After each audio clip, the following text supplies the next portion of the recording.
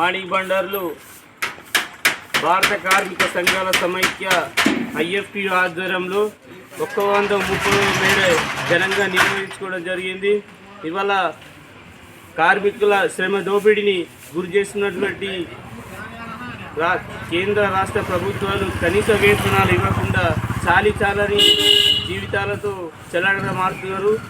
కార్మికులు పోరాడి సాధించుకున్న 44 చట్టాలను 4 కోడ్లుగా విభజించి ఇవాళ కేంద్రం వాళ్ళ రక్తాన్ని దారబోసి దేశాన్ని సంపద సృష్టిస్తే కేంద్ర ప్రభుత్వం ఇవాళ బహుళజాతి కంపెనీలకు అంబానీ అదానీ అటువంటి బడబడ కార్పొరేట్ శక్తులకు పరిశ్రమల పేరిట తాకట్టు పెడుతున్న భారతదేశాన్ని వెంటనే ఈ కార్మిక వర్గానికి సరైన వేతనాలు కనీస వేతనాలు 26,000 ఇవ్వాలని చెప్పేసి ఐఎఫ్టి తరఫున కేంద్ర ప్రభుత్వాన్ని డిమాండ్ చేస్తున్నాం.